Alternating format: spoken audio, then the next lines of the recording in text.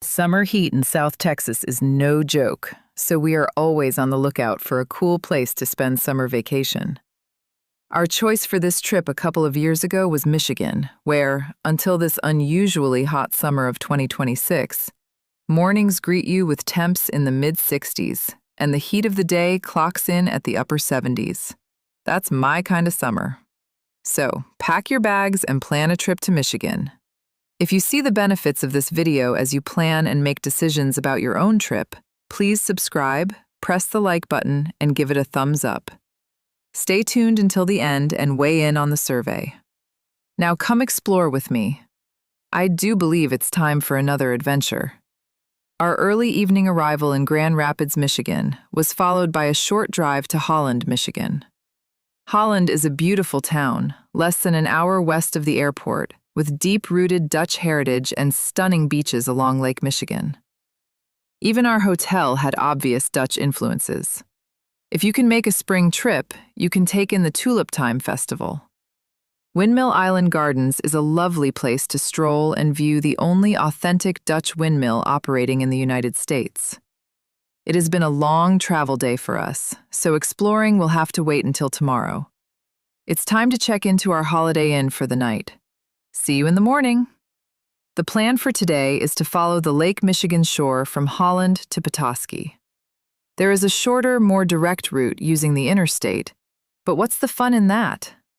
The shoreline road will take us through quaint villages and small towns, allowing us to see the true beauty of Michigan that we would never see from the asphalt highway. This route will take us through Ottawa Beach, Ludington, Frankfort, and Charlevoix, ending in Petoskey.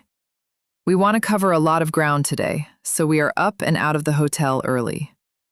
The gal at the hotel desk told us we had to get cherry and blueberry donuts from Bowerman's farm. I must say she was right. We are not talking about a jellied filling, but fresh fruit cut up and mixed into the batter before it is fried. If I'm ever in this neck of the woods again, I will definitely put this stop on my agenda. 11 miles west of town is the Mount Pisgah Dune Climb and Ottawa Beach. The Mount Pisgah Dune Climb is a 239-step wooden structure leading to the top of a sand dune. It looks daunting, but we made it. Once at the top, you are rewarded with vistas of Ottawa Beach, Lake Michigan, and the iconic Big Red Lighthouse. Along the water is a walkway frequented by joggers, walkers, and curious tourists like us, just seeing the sights. Our next stop is Ludington, Michigan, 100 miles north of Ottawa Beach. Ludington is the terminus of the SS Badger Ferry between Ludington, Michigan, and Manitowoc, Wisconsin. If you are so inclined to add an extra day to your trip, you can take the ferry, spend the night in Wisconsin, and return to Ludington the next day. The company also offers a 3-day package you may want to check out. We were lucky to see the afternoon ferry coming into the dock. Frankfort, Michigan, an hour up the road, was our next stop. Frankfort is home to the Barn Swallow Antique Shop. If they don't have it, it doesn't exist. Sleeping Bear Dunes was on our itinerary, but as we were eating lunch, a terrible thunderstorm dumped several inches of rain that closed the road to the park, so we headed on to Charlevoix. Charlevoix, Michigan, an hour and a half north of Frankfort, is home to 28 whimsical mushroom houses in the Park Avenue area of town. There is a guided 1-hour tour, but we were short on time, so we drove by a few of them, snapped some photos, and were on our way. You can pick up a map of all 28 homes at the Visitor Center, 109 Mason Street. Keep in mind that these are private citizens' homes, and all pictures should be taken from the street. Never approach the homes or residents if they are outside. 30 more miles and we've reached the end of our road trip for today, Petoskey, Michigan. It's late, so we checked into the Holiday Inn and planned our adventure for tomorrow. We got up, had breakfast, and then went to Bayfront Park in Petoskey to walk the shoreline in search of Petoskey stones. Petoskey stones are the fossilized remains of coral that lived off the coast of Michigan millions of years ago. When you think you see the 6-sided fossils in a stone, put it in the water to make them pop. We each found a few, and we also stopped by a shop in town to buy a polished specimen so I could display a natural stone alongside a polished one. On our way to St. Ignace, we took the scenic drive through the tunnel of trees on Michigan Highway 119. The drive begins in Harbor Springs and winds its way to Cross Village. It could be done in an hour without stops, but take your time and stop along the way to take in the beauty of the drive.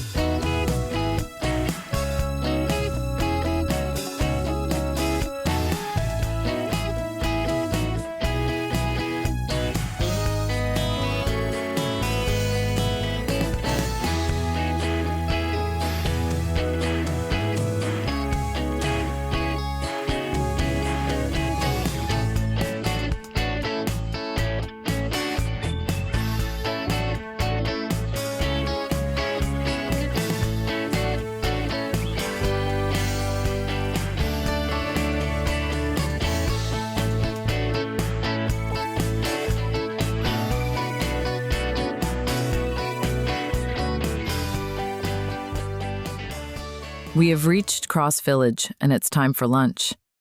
What better place to stop than Legs Inn, a timber and stone Polish-American restaurant named for the upside-down stove legs on its roof.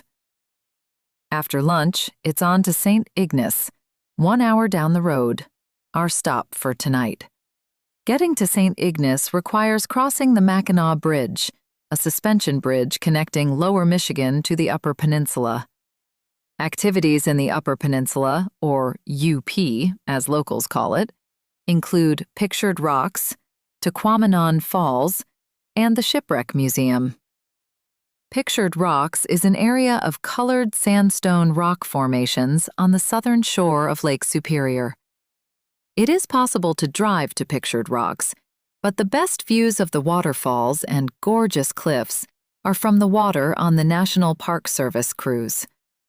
Tahquamenon Falls is located west of Paradise, Michigan, and is an easy stop on your way to the Shipwreck Museum. Tahquamenon Falls is one of the largest falls east of the Mississippi River. It is 200 feet wide and has a drop of 50 feet. The tannins from the trees make the water brown, giving it the nickname Root Beer Falls. The Great Lakes Shipwreck Museum is located at Whitefish Point near Paradise, Michigan. The winter months are so brutal along the shores of Lake Superior that the museum is only open from May 1st to October 31st. The museum is dedicated to the men who sailed the transport ships on Lake Superior and the dangers they faced. There is a monument to the lives lost aboard the Edmund Fitzgerald, and a working lighthouse open for tours. It's time to leave the Upper Peninsula and make the hour-long drive back to St. Ignace, where we spent the afternoon walking the Lake Huron Boardwalk and seeing the lighthouse. The Lake Huron Boardwalk is a mile long and ends at the Wawatam Lighthouse, which is a great photo op. There are vistas of Lake Huron and the Mackinac Bridge, but my favorite time was spent sitting on the benches, watching the ferries traveling to Mackinac Island. There are shops in the area if you want a souvenir to take home, and restaurants if you're ready for a bite to eat.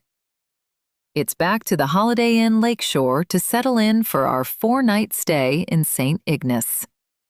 Our first day trip took us to Sault Ste. Marie, which straddles the Canadian border. Sault Ste. Marie, Michigan, and Sault Ste. Marie, Ontario, are connected by the International Bridge. We spent the day on the Sault Ste. Marie Waterfront Walkway and Sioux Locks Park. The next day was the 4th of July. We spent the morning at Fort Mackinac, touring the grounds and watching rifle demonstrations. In the evening, we took a 4th of July fireworks cruise. On the third day, we took the ferry to Mackinac Island, a land that time forgot. The only means of transportation on the island is by bicycle, horse, or on foot. We took the carriage ride around the island, which is by far the best way to see the sights. If time allows, you can schedule tea at the Grand Hotel. It's time to pack our bags and head back to Grand Rapids in the morning to bid farewell to Michigan. Our 16-day Michigan road trip is a round trip starting from Grand Rapids.